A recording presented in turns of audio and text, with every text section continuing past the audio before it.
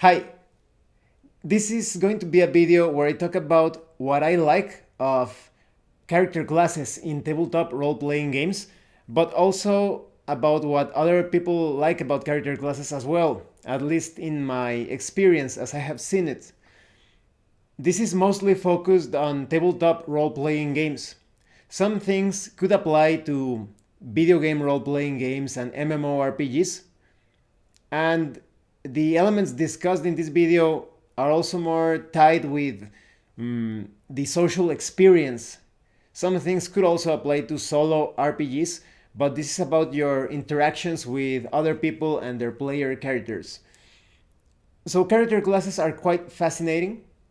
And oh, I forgot to mention that maybe some of you are thinking that this could apply to some point buy systems or those role playing games where you build your character from scratch and you develop the character every step of the way. I think this could also apply to in that case, because when you create a character using a universal point buy system like Savage Worlds or GURPS or anything that you can think of, the hero system, you are basically creating a character class for your character concept. After all, the skills, the powers, everything that you choose, it's kind of like the kit of a character class, but it's completely customizable or customized for your own liking. I think the reason why we love character classes so much, or like I said, perhaps some templates or archetypes, etc., is that there are three major things that give great enjoyment to the experience. And I think those three things are um, expression, recognition, and fun. Let's talk about expression first. I think that every character class that we create or that we choose or pick or archetype or whatever has something to say about us in many unusual ways sometimes.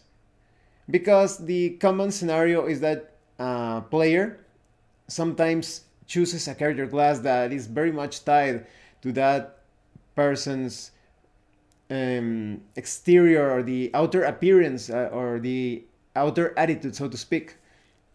So, for example, maybe there is a player in your group that is very somewhat perhaps rowdy and tough and loud, and if that player chooses perhaps a barbarian or a fighter, it makes sense. It's kind of like what you would expect of that player. And maybe there is another player that is a bit bookish or enjoys a lot of obscure subjects as well. It would make sense that that player gravitates towards a scholar or perhaps wizard type of character. But sometimes you get a middle of the road sort of situation.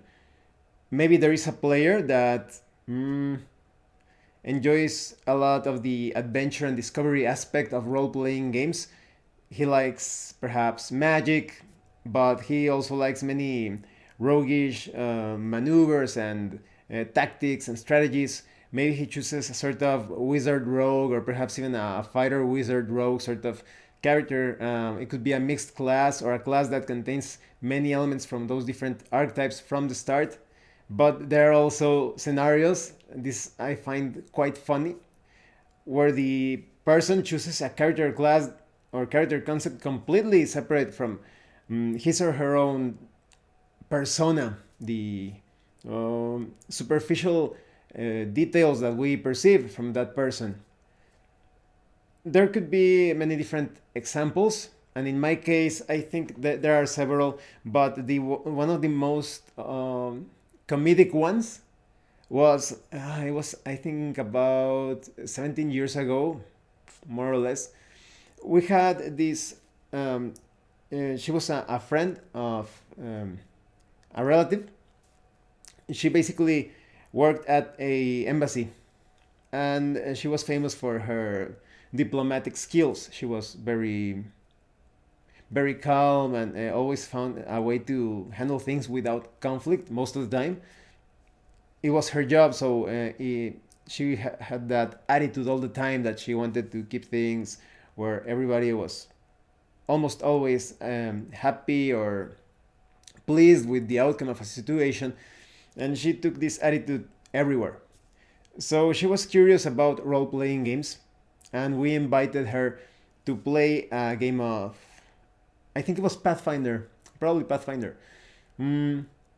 And then we were all expecting her to pick perhaps like a bard or a rogue sort of character that wasn't too focused on fighting, some character a bit more based on subtlety and perhaps charisma, perhaps even sorcerer.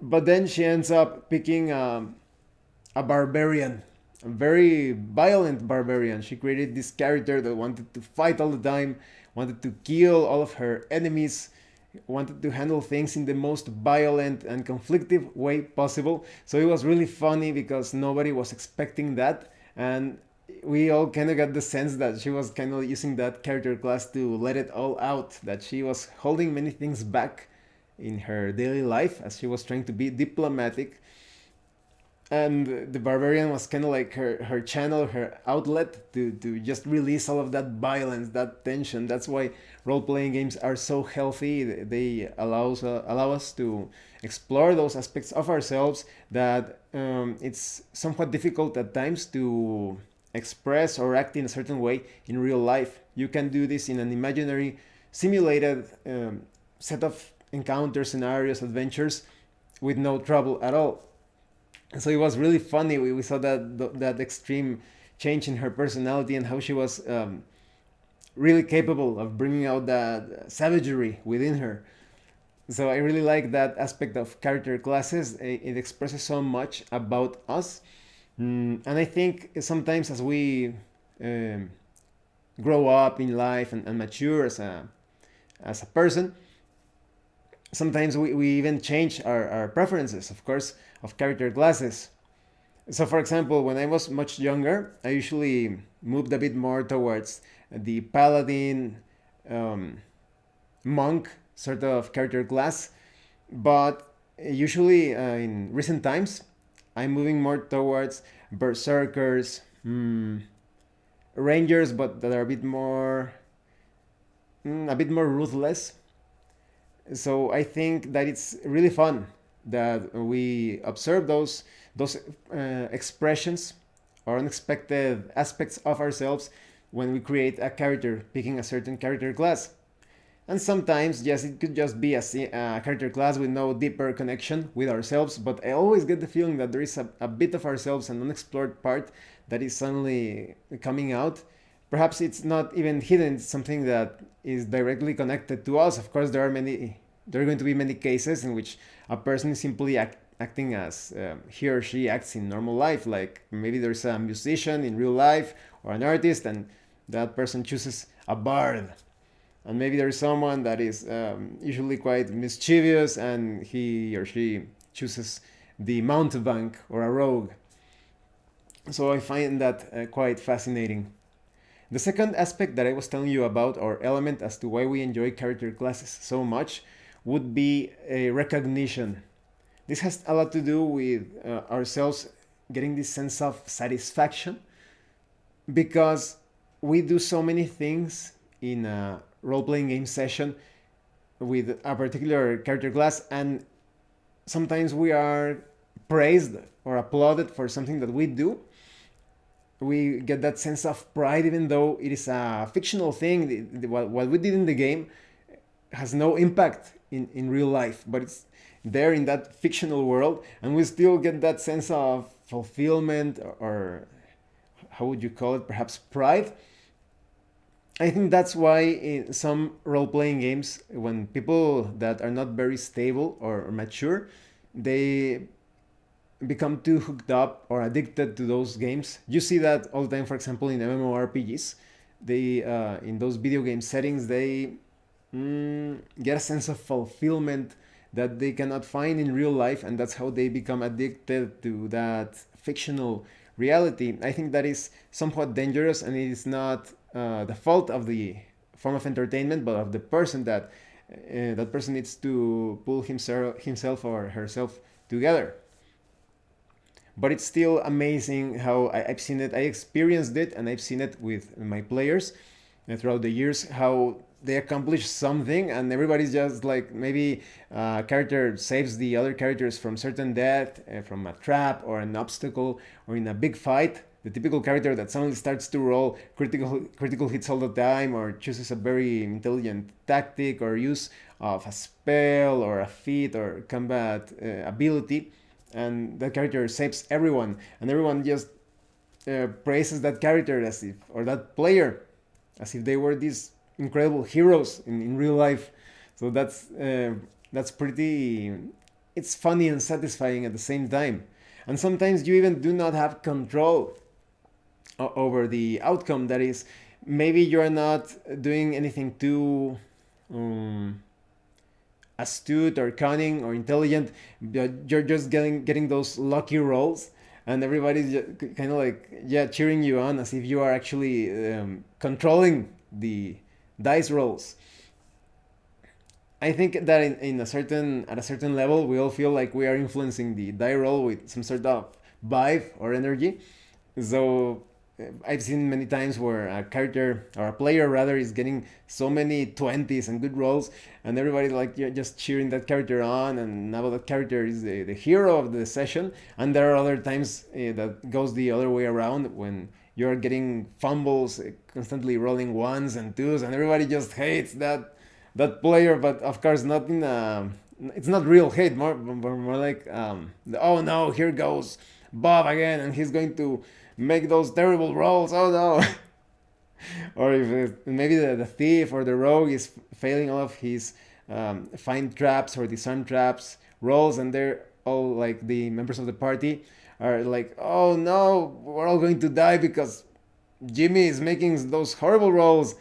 So I find that quite funny. But when you actually accomplish something in the fictional environment, it's very fascinating, quite interesting how you trick yourself into believing that you are actually accomplishing something that has an impact in real life. So I think that's also a very satisfying aspect of tabletop role playing games. Even though we are accomplishing imaginary things, that sense of satisfaction, you could say, like the dopamine and the rush of, there could be many substances, or yes, like chemical reactions in our body that could even have an impact on our well-being. You know how sometimes the mind over matter and such, that we get quite cheerful, enthusiastic, optimistic, and you sometimes get really healthy because of that. So I think that's another positive aspect of tabletop role-playing games, that we get that sense of recognition, that praise when we are doing something that is fictional, but we still get that, the chemical benefits, so to speak. There, it's probably also related to endorphins, perhaps. Now, the third aspect is the fun side of things. And why are character classes so fun to use? Because each character class has a different approach to the fictional world in which you are playing. It's going to be very different, sorry, to take on an adventure as a knight, a paladin, or whatever, a fighter, when compared to a thief. A thief or a rogue or an assassin is going to be very stealthy about things. It's going to be, you need to be very deceitful, cunning, opportunistic. And a paladin, a knight, a fighter, there could be some moments like that, but you are usually more straightforward. In the case of the paladin, you have those minor differences, that because of the high charisma, you're usually a bit more diplomatic. Perhaps you picked a barbarian. You are more on the side of intimidation. So it gives you a completely different way when playing a role-playing game, and I think that's what makes it adds to the replayability of any tabletop role-playing game, video game role-playing game, MMORPG. You want to play through the entire game again sometimes, because you want to experience the same world but through the lenses of another character class, another character archetype. So I find that really fun, really fascinating. And that it's just so, you know, that like that feeling in your stomach when you're getting really excited about the possibilities of something. I always get that feeling when I'm choosing a character class for a particular setting. I'm almost thinking ahead of me of the situation, on the things that I will be able to do and accomplish with the existing abilities at the lower levels. And as I level up, the more things that I'm going to obtain, different abilities. It depends on the class, the spells, skills, and how I am going to use them with the game world. And that's why I love tabletop role playing games so much, because, like I've said in other situations, video games are still really fun to play. You have that combination of interaction, gameplay, sound, cool graphics. It's a pleasure for the senses, but when it comes to tabletop role playing games, there is no limit to the things that you can hear, that you can see, that you can smell, how you visualize the game world. You feel like you are actually there. You get so much into the game when opposed to, or when compared to a video game. I still feel like the level of immersion is much greater when you depend completely on your imagination. So those are some thoughts on character classes. I would like to hear your thoughts about why you like character classes, why you dislike them, or your thoughts in general about choosing a particular set of skills, abilities, spells, etc. Please let me know in the comment section below. Um, and thank you so much for watching this video. If you have any comments or questions related or unrelated to the subject matter, please let me know. And thank you so much to those that have been supporting the channel by sending drive-thru RPG gift certificates. If anyone else wants to further support the channel, the information on how to do that will be in the description below. Once again, thank you and see you later.